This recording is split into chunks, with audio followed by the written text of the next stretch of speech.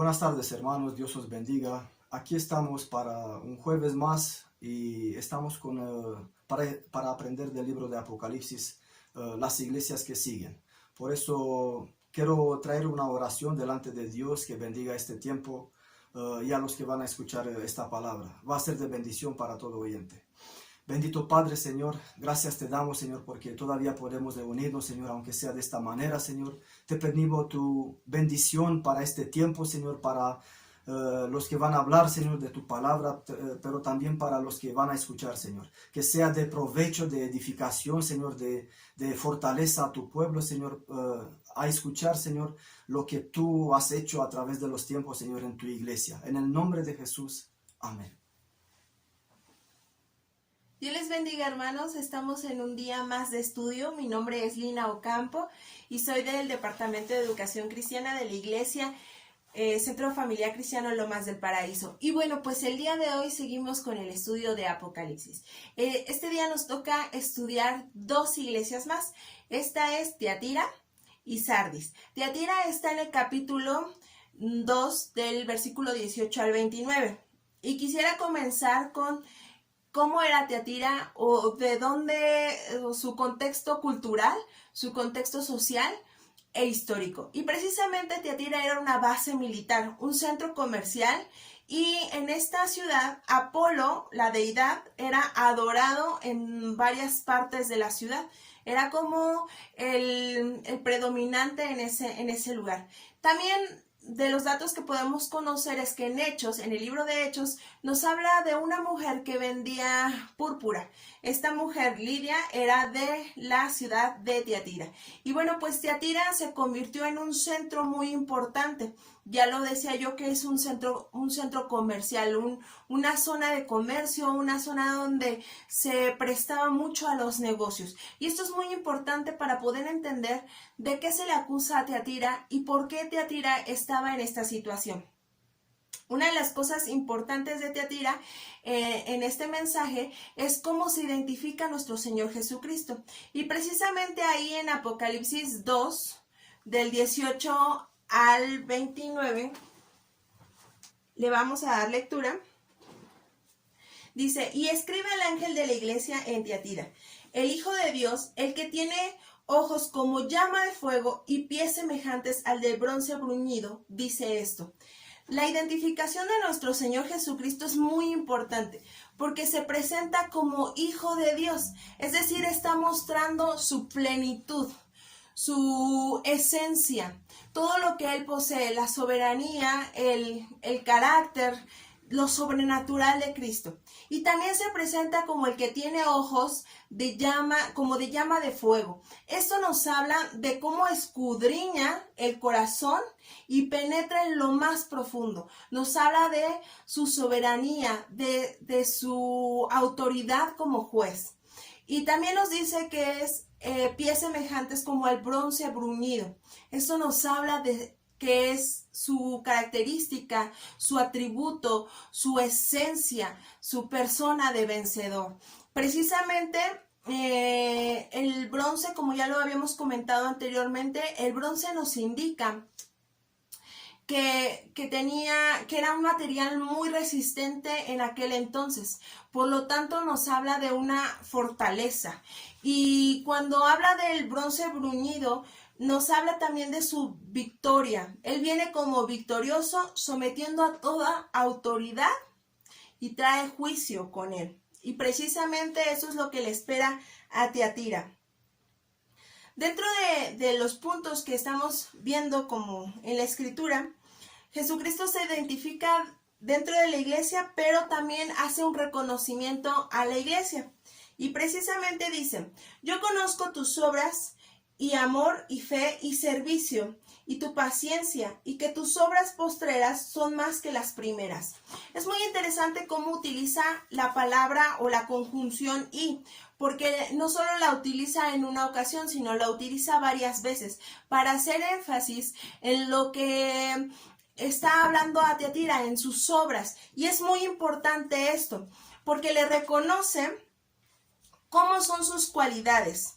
Dice, yo conozco tus obras. Esto nos habla precisamente de esa parte de nuestro Señor, cómo conoce lo más profundo de nosotros, su omnisciencia, cómo es que Él conoce absolutamente todo lo que hacemos. Para Él no hay nada oculto. Y las obras tenían su origen en la fe, eran movidas por amor a través de su servicio y todas eran ejecutadas por la paciencia. Esto nos indica que había el fruto del Espíritu dentro de la iglesia de Tiatira. Su servicio es muy importante porque en este punto podemos entender que el servicio era lo que hacía crecer a la iglesia de Tiatira. Muchas veces nuestras congregaciones o incluso nosotros mismos podemos empezar con un ímpetu muy fuerte, pero ir disminuyendo en ese ímpetu. Es decir, nuestras obras pueden carecer de amor, pueden carecer de fe, pueden carecer de paciencia. Pero Tiatira era alabada porque tenía el fruto del Espíritu en todas sus obras. Y fíjense bien cómo sigue hablando este versículo, porque nos dice que tus obras postreras son más que las primeras. Curiosamente, el cristiano tiende mucho a entrar con mucha fuerza el primer tiempo de cuando recién se convierte a Cristo, entra a la iglesia, quiere servir en todo, quiere ser absolutamente todo. Pero va pasando el tiempo y de alguna manera ese amor al servicio va disminuyendo, va siendo como más forzado, va siendo incluso como, de alguna manera como más grave para nosotros. Es decir, ya no lo hacemos con el mismo gozo, con el mismo amor con el que iniciamos recién nos convertimos. Y Tiatira es alabada porque sus obras postreras eran aún mejores que las primeras, es decir, iban en aumento. Esto nos habla de qué tan fuerte o qué tan profundo era su servicio, qué tan esforzado era. Y esto es algo que me gusta mucho de este capítulo, porque podemos ver a un Dios que se presenta con toda la autoridad y lo primero que hace es reconocerle a la iglesia, aun cuando ya sabía las fallas de esta iglesia.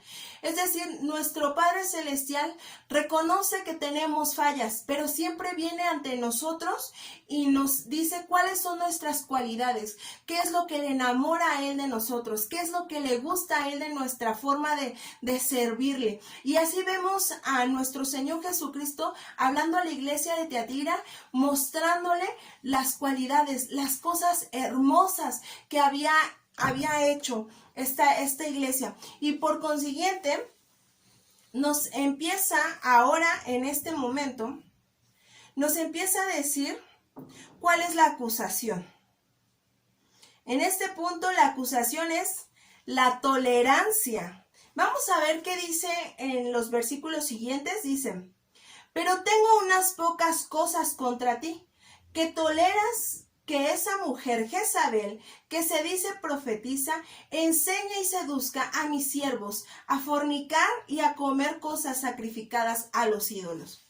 Esto es muy interesante, hermanos, porque nos habla acerca de una palabra que en estos tiempos se escucha como algo muy común, la palabra tolerancia. Yo quiero hablarte acerca de esta acusación, porque esta palabra tolerar indica una acción continua, es decir, que no se ponían en contra. Tolerar es lo opuesto a aborrecer. Y la palabra de Dios nos habla aborrecer todo aquello que no viene de parte de Dios. Sin embargo, esta iglesia empieza a meter dentro de la doctrina las enseñanzas de esta mujer Jezabel. Quiero empezar hablando un poco de quién era Jezabel. Según el Antiguo Testamento, como nos habla la Escritura, esta mujer era una mujer con un corazón muy despiadado. Era esposa de Acab. Acab era considerado el rey más malvado de Israel. Es decir, fue un hombre que hizo muchísimas atrocidades. Y Jezabel fue su esposa, y el significado de su nombre quiere decir Él destrozará. O sea, tan fuerte es su nombre y tan fuerte es la presencia de esta mujer. Ella introdujo el culto y adoración a Baal. De hecho, se construyó un templo en adoración a Baal. Y Elías fue el único profeta que se le opuso públicamente. Elías fue el único profeta que denunció el pecado que estaba haciendo el pueblo de Israel en ese entonces. Por lo tanto, esta Jezabel mandó matar a los profetas y en este caso puso también una sentencia de muerte a Elías. Y bueno, conocemos un poco la historia y si no te invito a que la estudies un poco más a profundo en el libro de Reyes, en los libros de Reyes. Y precisamente en este punto se le habla a una mujer. Algunos consideran que el nombre de esta mujer no era Jezabel. Más bien se entiende que era un título. Es decir, esta mujer que se hacía llamar profetisa dentro de la iglesia de Tiatira tenía esa situación como Jezabel del Antiguo Testamento.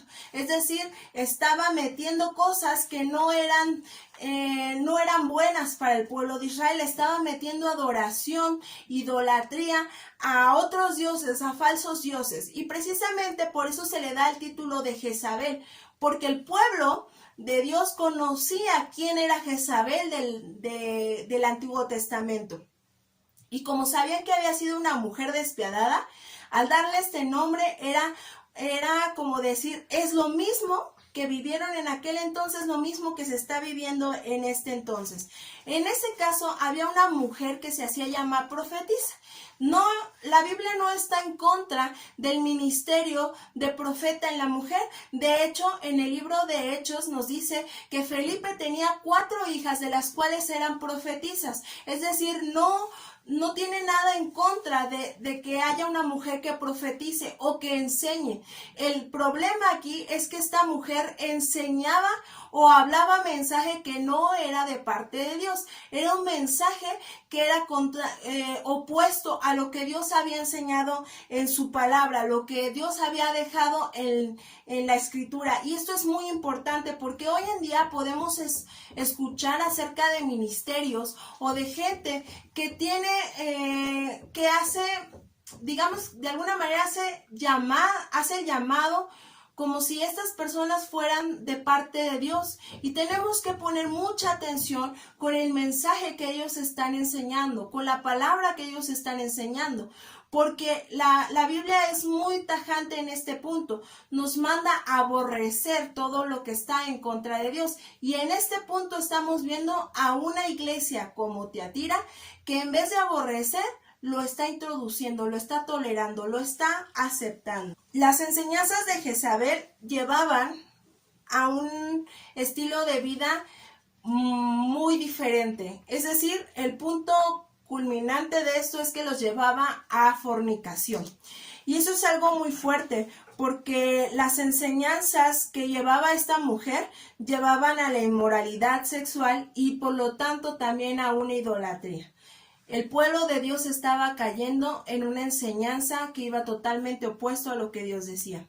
Pero la Biblia nos dice que estas enseñanzas caían a sus siervos. Es decir, Dios reconocía que estos hombres en algún momento se habían comprometido a servirle a Dios, se habían comprometido a entregar su vida a Dios, pero ahora estaban escuchando otra voz ajena, una voz que no era de parte de Dios. Y aquí en este punto nos sigue hablando la escritura acerca de qué es lo que iba a pasar con esta mujer.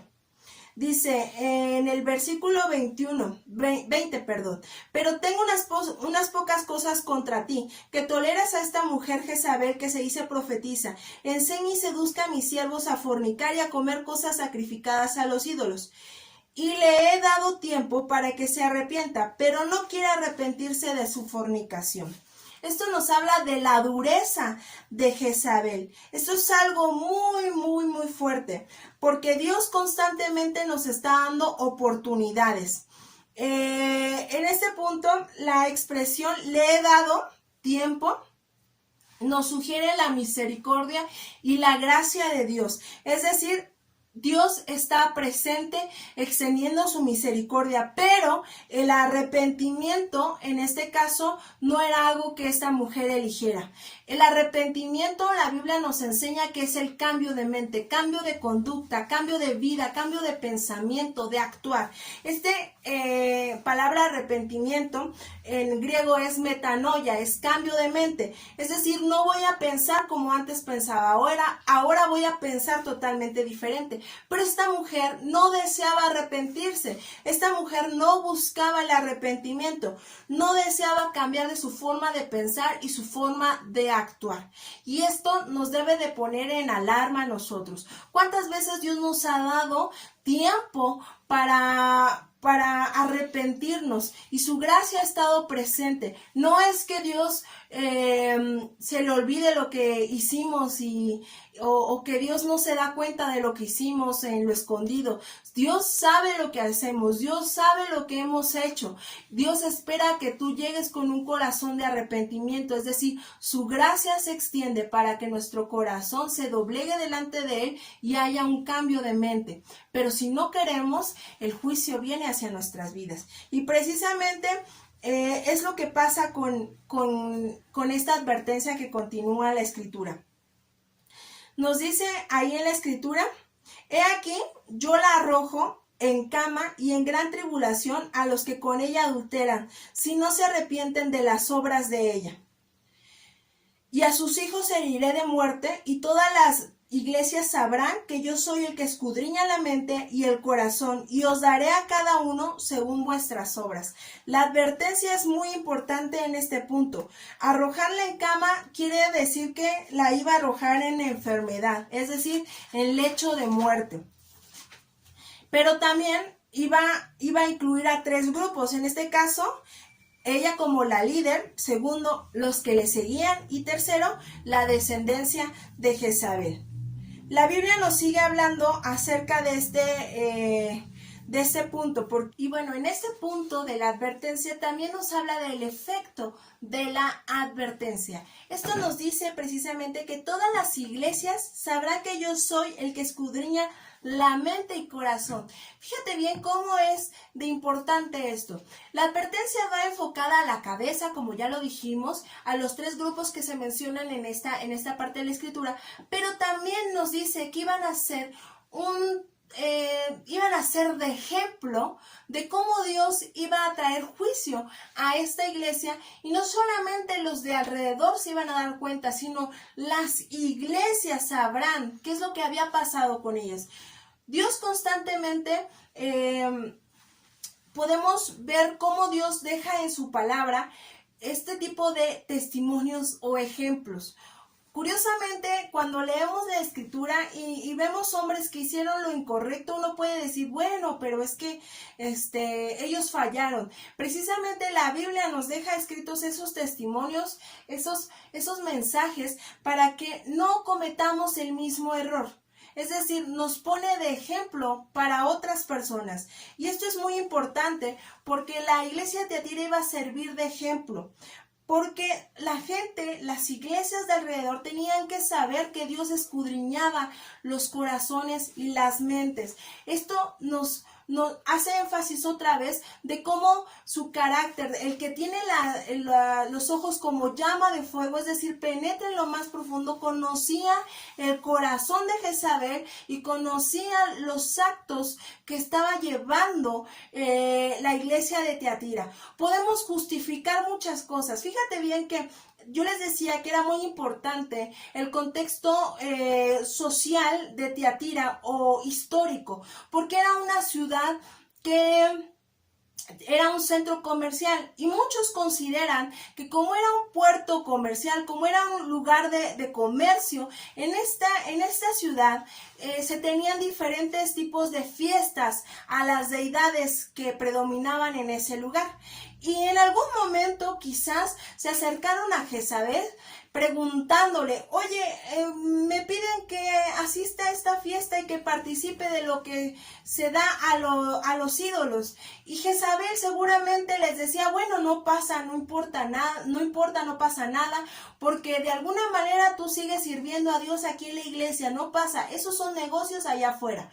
Y se fueron mezclando las enseñanzas y no fueron siendo tajantes en lo que Dios había dejado escrito. Es decir, no podemos relacionarnos con el mundo y seguirnos llamando hijos de Dios. No podemos convivir con las tinieblas cuando Dios nos ha llamado a hacer luz. Entonces es muy importante esto, porque en estos tiempos la iglesia empieza a permitir muchas cosas que no son cosas que le agraden a Dios. Es más, tú en tu forma de pensar, en tu forma de vivir, en tu cultura, quizás en lo que te han enseñado a lo largo de tu infancia, en tu adolescencia, o quizás en el tiempo que llevas como cristiano, has aprendido algunas cosas o has visto algunas cosas y has dicho, bueno, esto no tiene nada de malo, voy a dejarlo aquí.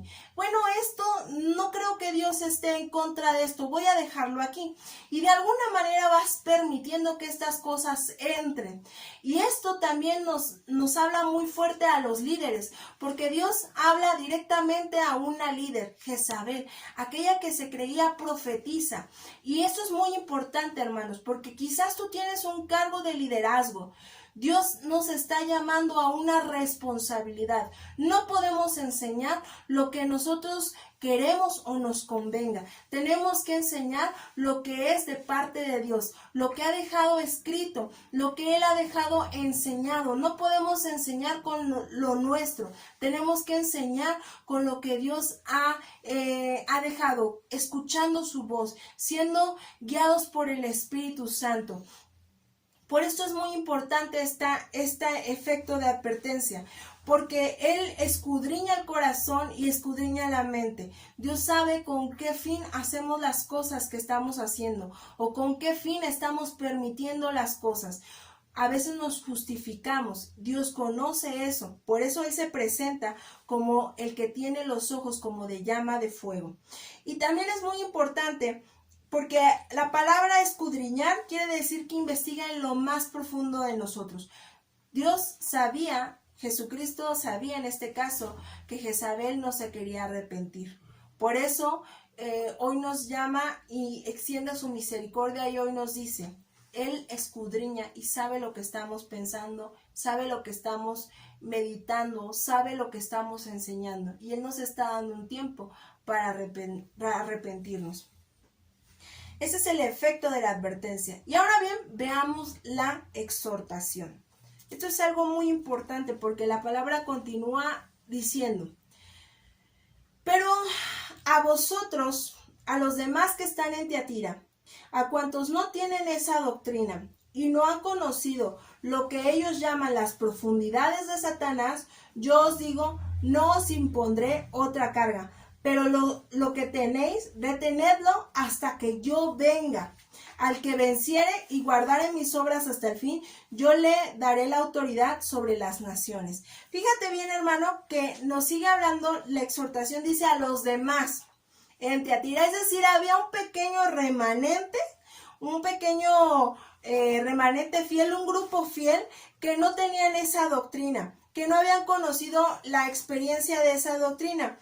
Y Dios les enmarca aquí que no tendrán otra carga. Es decir, si se guardaban ellos con lo que Dios había dejado estipulado, con eso Dios iba a seguirlos levantando, no iba a poner otra carga sobre ellos. Pero es muy importante que hace énfasis a los verdaderos creyentes, es decir, aquellos que no se habían sumado a las enseñanzas de Jezabel. Y por último, nos habla también de la promesa al vencedor. Eso continúa ahí, ya lo leía yo hace rato en el versículo 26, al que venciere y guardare mis obras hasta el fin, yo le daré autoridad sobre las naciones, y las regirá como vara de hierro, y serán quebradas como vaso de alfarero, como yo también la he recibido de mi Padre. Y le daré la estrella de la mañana, y el que tiene oído, oiga lo que el Espíritu dice a las iglesias. Esto es muy importante, la promesa al que venciere. La palabra vencer está asociada con la palabra atesorar, con la palabra valorar. Es decir, en este punto Dios estaba diciendo, si tú guardas mi palabra, si tú atesoras mi palabra, si tú la ejecutas como debe de ser, entonces tú serás vencedor, tú serás victorioso. Dios no nos está pidiendo algo que no podamos ejecutar. Él sabe lo que podemos hacer y Él por eso nos ha dejado estipulado en su palabra. Obedece y te irá bien. Guarda su palabra y seguirás bien. Entonces aquí dice el que venciere. Hasta el fin, fíjate bien, esto es muy importante porque nos habla del tiempo. Es una fidelidad y obediencia.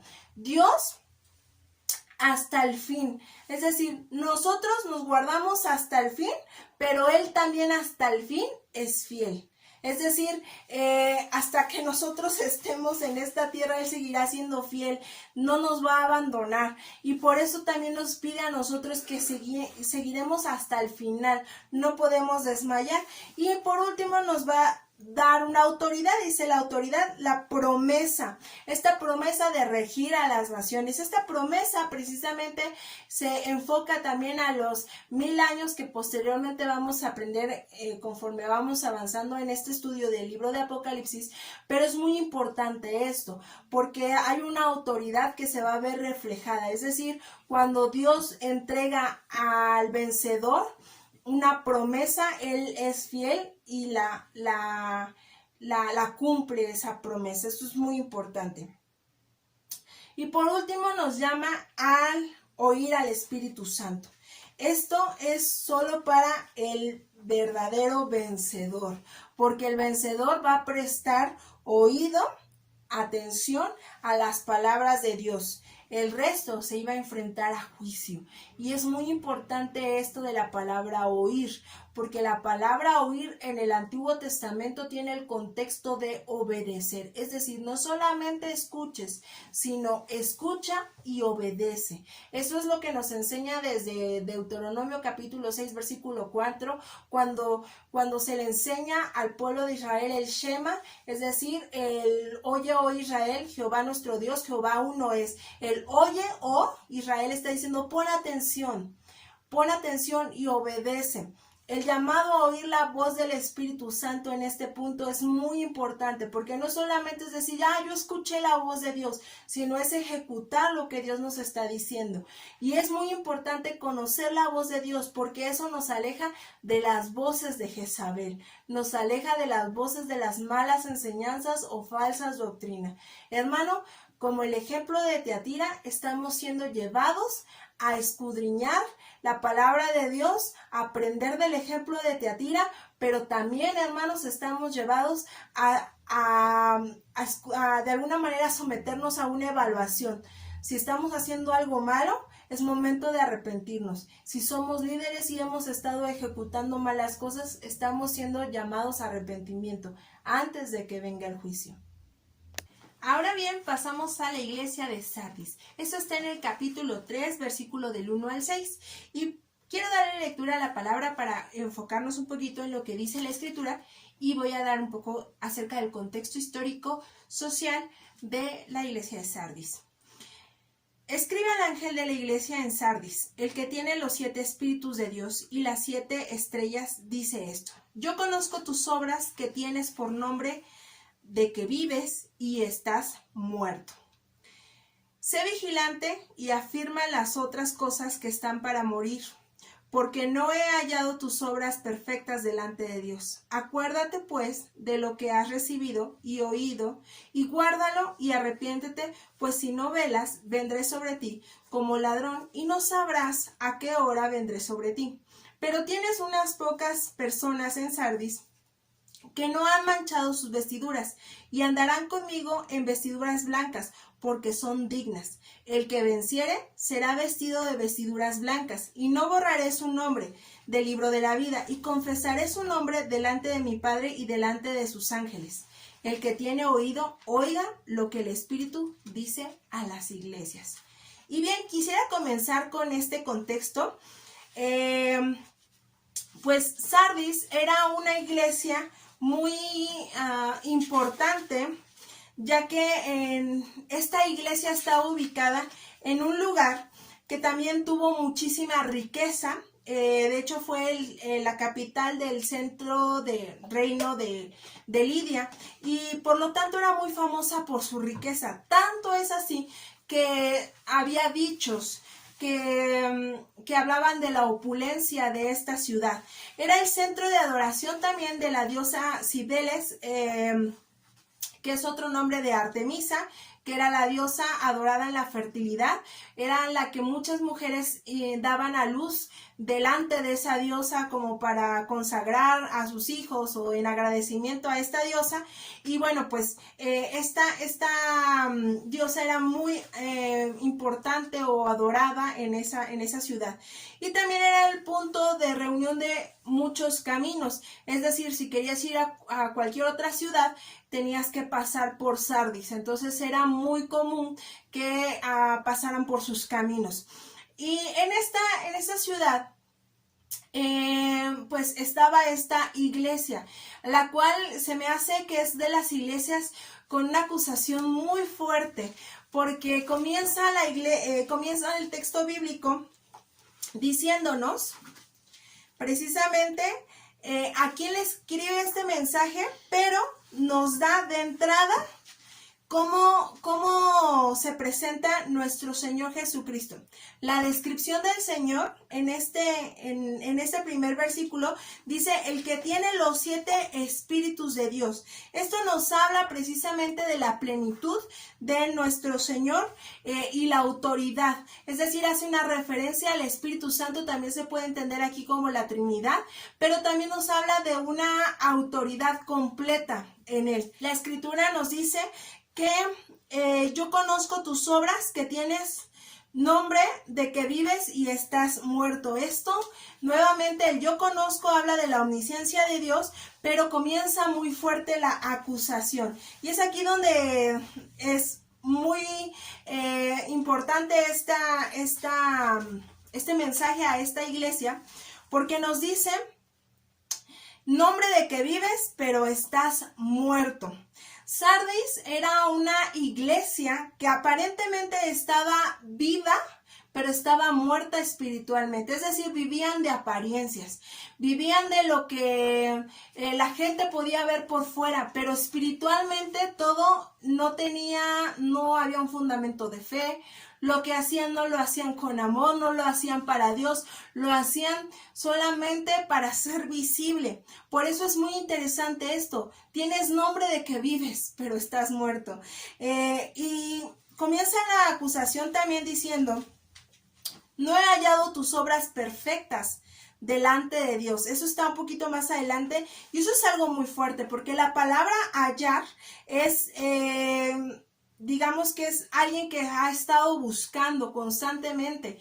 Es decir, el Señor estaba buscando las obras de Sardis, pero no las encontraba.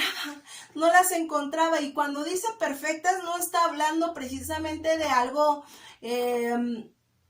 como nosotros lo entendemos. La palabra perfecta lo entendemos algo así como sin errores. Y podemos decir: ay, pues Dios nos pone el estándar muy alto. ¿Cómo quiere algo sin errores si somos humanos? Pero la palabra perfecta no se refiere a algo sin errores, sino se refiere a algo que llena, algo que completa. Y cuando el Señor dice... no he hallado tus obras perfectas, es decir, lo que haces no me llena, no me satisface, lo que haces no está completo. Y eso es algo muy fuerte, porque Dios está ahí pues diciéndole a la iglesia de Sardis: tú dices que vives, pero en realidad tus obras no me llegan, no me satisfacen, no me alegran. ¿Cuántas iglesias pueden haber en esta situación? Es decir, una iglesia que es conocida, una iglesia que la gente a su alrededor ve, pero las obras que están haciendo no están satisfaciendo a Dios. Es decir, no están en la voluntad de Dios, o lo que están haciendo no está llenando el estándar de Dios. Y no es un estándar tan alto, porque la palabra misma nos guía a saber su voluntad, a saber qué es lo que quiere, a saber agradar su corazón, es decir, está al alcance de nosotros, pero cuando el hombre quiere hacer conforme a su corazón, entonces no llena el corazón de Dios. Y no era una iglesia que Dios aprobaba con una fe genuina, es decir, su fe no era una fe fundamentada en la palabra, era una fe para que viera la demás gente, para que brillaran. Y eso hace referencia precisamente al contexto social en el que vivía Sardis. Al hacer una iglesia que vivía en una ciudad de opulencia, en una ciudad famosa por sus riquezas, ellos a lo mejor querían también demostrar que era la iglesia más rica, la iglesia con mejores cosas, pero lo que estaba haciendo no estaba haciendo en el corazón de Dios. Esto es muy importante, el contexto histórico y social de las iglesias, porque nos ubica cómo es que actuaban estas iglesias y cómo es que Dios se presenta ante ellos y cómo es que les acusa. Y por eso esta acusación sigue hablando acerca de que tenía pocas personas que no habían manchado sus vestiduras. Fíjate bien que aunque eso está hasta el final y lo podemos tomar como parte de del elogio que hace a esta iglesia, porque lo vamos a ver más adelante, o el reconocimiento que hace esta iglesia, también está dentro de la acusación. ¿Por qué? Porque solo pocas iglesias, pocas personas en la iglesia. Es decir, que la iglesia tenía solamente un remanente fiel. Todas las demás personas no estaban actuando a la voluntad de Dios. Y nos llega a pensar de cuántas de nuestras congregaciones, realmente toda la congregación está marchando en el sentir de Dios. ¿Cuántos están solamente guardando lo que Dios dice y los demás para dónde van? ¿En qué dirección están? ¿Con qué fin están haciendo las obras? No estoy juzgando a ninguna congregación en particular porque eso no me corresponde a mí, pero es muy importante ver que estos mensajes a la iglesia de Tiatira y a la iglesia de Sardis son mensajes para la iglesia en estos tiempos. Fueron escritas para iglesias en su momento, históricamente, en lo que actualmente es Turquía, pero son mensajes que también están escritos para este tiempo. Tenemos que analizar si nuestra congregación está en una sola visión, si lo que tú estás haciendo es para agradar a Dios o para que sea visible delante de los hombres. Y continúa este estudio hablando acerca de la exhortación. Y precisamente los versículos más adelante, en el versículo 2, le dice: sé vigilante y afirma las obras y afirma las otras cosas que están para morir. Esto es algo muy importante porque la exhortación lo está llevando a un verbo. Este es un verbo que indica una orden. Y el ser vigilante nos habla precisamente de que es algo que tiene que estar la iglesia, tiene que estar despierta, tiene que estar velando. Hay algo muy importante históricamente en Sardis. Sardis había sido conquistada en varias ocasiones, y la razón de varias de sus conquistas o por las cuales cayeron estas ciudades fue porque sus vigilantes, los que estaban encargados de guardar, los que estaban encargados de vigilar, los que estaban encargados de revisar que todo estuviera bien, se habían quedado dormidos, habían cometido algún descuido, y eso había provocado que la ciudad de Sardis cayera. Entonces Sardis sabía por historia, sabía lo importante que era ser vigilante, lo importante que era no bajar la guardia, porque el enemigo siempre está acechando. Y la palabra de Dios nos enseña constantemente que nosotros tenemos que estar velando, que nosotros tenemos que estar despiertos, que la iglesia no puede dormir, que la iglesia no puede estar en un adormecimiento espiritual, sino tiene que estar despierta. Por eso le dice: sé vigilante, es decir, prepárate para lo que viene, por tu propio bien, por tu propio bienestar, por lo que Dios quiere hacer en ti. Sé vigilante. Y número 2 le dice: afirma las otras cosas que están por morir. Esta palabra de afirmar quiere decir fortalecer, es decir, le está diciendo: urge. urge que te fortalezcas, urge que lo que está a punto de morir lo fortalezcas, porque lo poquito bueno que tienes no lo puedes dejar morir. ¿Cuántas veces hemos visto la misericordia de Dios? En la otra iglesia nos muestra que da tiempo para que se arrepienta, y en este momento está diciendo, afírmate, lo poco que tienes, hazlo fortalecer. Es decir, iglesia, estamos viviendo tiempos difíciles, pero las cosas buenas que hay en nosotros hay que fortalecerlas, hay que ser vigilantes. No podemos dejar que todo desfallezca, no podemos entrar en un adormecimiento espiritual. Aquello que sobrevive, hermanos, fortalecerlo. Ese es el llamado también en este momento a esta iglesia de Sardis, y es el llamado que Dios sigue haciendo en nuestras vidas. Es algo muy importante lo que sigue enseñando en este estudio, porque la exhortación es muy amplia, es más amplia que las de las demás iglesias a las cuales se refiere en Apocalipsis. También le dice, acuérdate. Eso está más adelante en el versículo 3, dice, acuérdate pues de lo que has recibido y oído, y guárdalo y arrepiéntete. Fíjate bien, dice, acuérdate. Esto sugiere una acción continua, es decir, continuamente acuérdate, continuamente llévalo a tu memoria.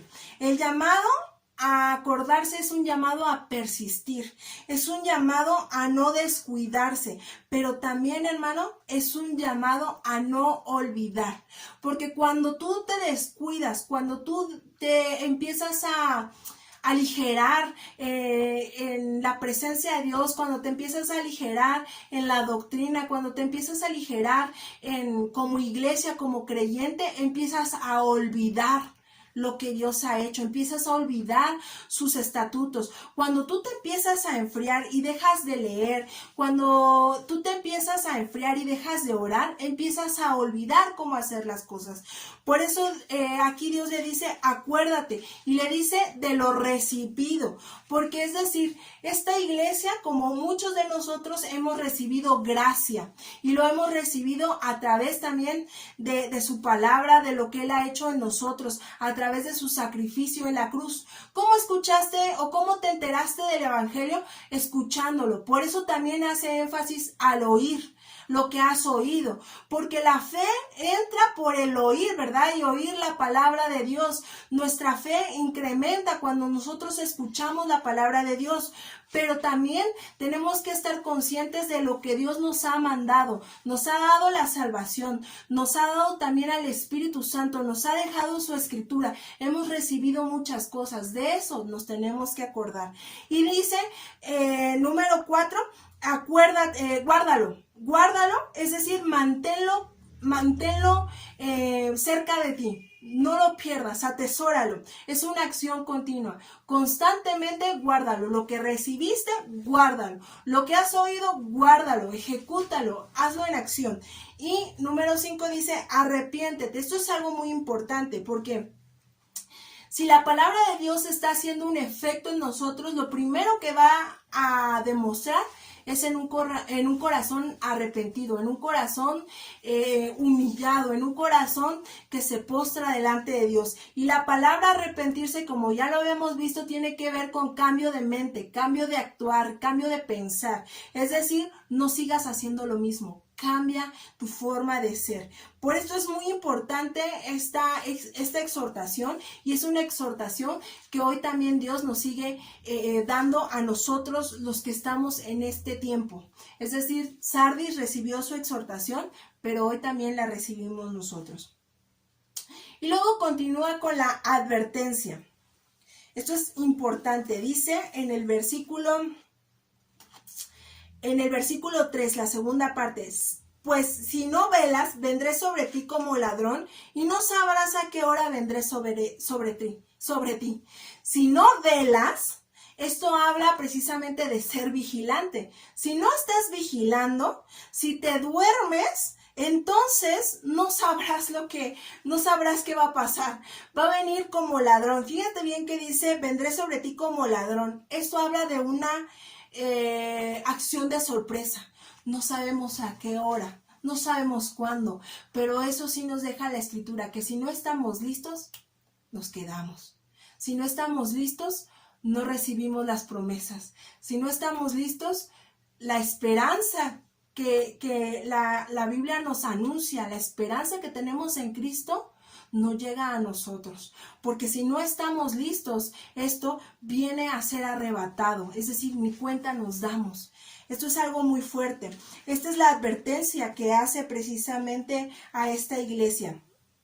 Y por último, hace el reconocimiento. Dice, ya lo decíamos hace rato, unas pocas personas que no han manchado sus vestiduras. Esto es muy importante. Esas pocas personas que no han manchado la vestidura tienen que continuar.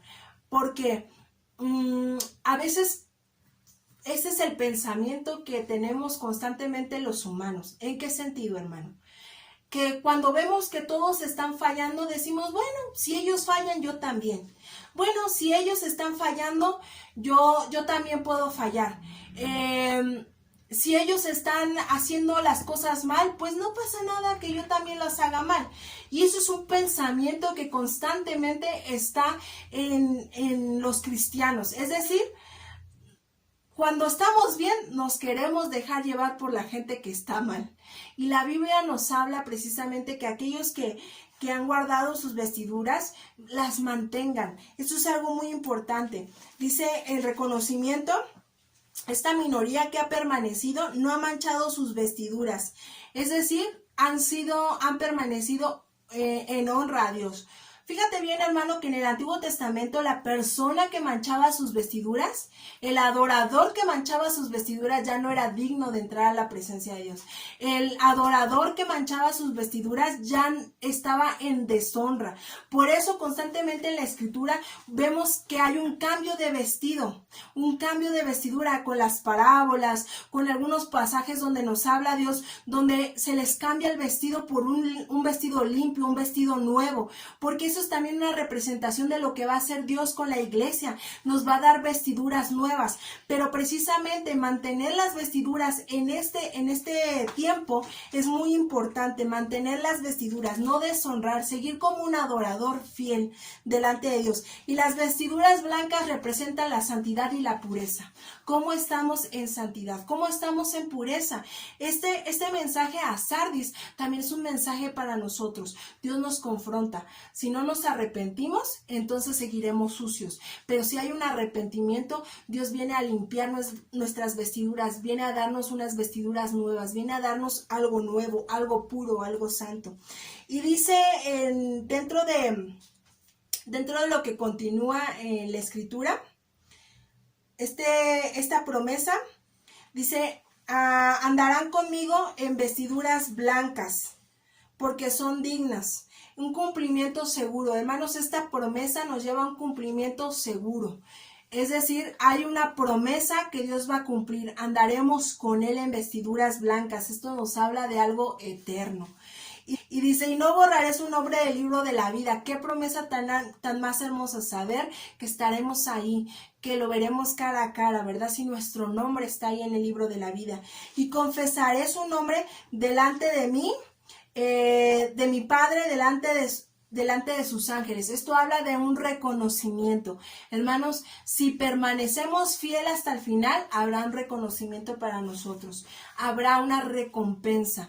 Y esto es precisamente el mensaje que tiene a Sardis. Y por último, este es el llamado que hace a la iglesia. El que tiene oído, oiga lo que el Espíritu dice a las iglesias. No podemos dejar de pasar esto y decir, bueno, esto es un mensaje que fue para las iglesias en el pasado, para las iglesias que están actualmente en lo que es en Turquía, para esas primeras iglesias. Es un mensaje para la iglesia de hoy en día, es un mensaje para ti, es un mensaje para mí. Oigamos lo que el Espíritu Santo nos habla. Sardis tenía un grave error. Sardis pensaba que era viva, pero estaba muerta. Sardis pensaba que tenía todo para ganar, pero en realidad no llenaba lo que el corazón de Dios pedía. Es decir, hermanos, sí hacemos obras, porque ahí se manifiesta nuestra fe, pero nuestra fe no se gana por obras. Lo que Dios hace por nosotros no se gana a través de obras, se gana a través de un corazón arrepentido. Pero cuando caminamos en Cristo es importante, hermano, que lo hagamos deleitando su corazón, nunca deleitando nuestra carne, nunca haciendo lo que nuestra carne pide, porque Dios está buscando obras que le llenen, un servicio que le llene. No vivamos de apariencia, hermano, no vivamos de apariencia, no nos hace bien a nosotros llenar un sitio en una congregación o acudir o hacer ciertas cosas que las vemos como algo que cumplimos. Hagámoslo con un corazón que agrade a Dios. Si vamos a la iglesia, hagámoslo con un corazón lleno de gozo. Si servimos, hagámoslo con un corazón lleno de amor y de servicio. Si ofrendamos, hagámoslo con un corazón de dador alegre. No hagamos las cosas vanamente, sino hagámosla como si estuviéramos disfrutando, como si estuviéramos deleitándonos, porque de plano, hermano, no podemos tener la apariencia de vivo y estar muertos por dentro. Eso, a final de cuentas, Dios mira nuestro corazón, a final de cuentas, Dios está buscando verdaderos adoradores. Y como adorador, hermano, permanece con las vestiduras blancas. No te dejes ensuciar. Y esto es, hermano, el mensaje que da a la iglesia de Sardis. Es el mensaje para nuestros tiempos el día de hoy.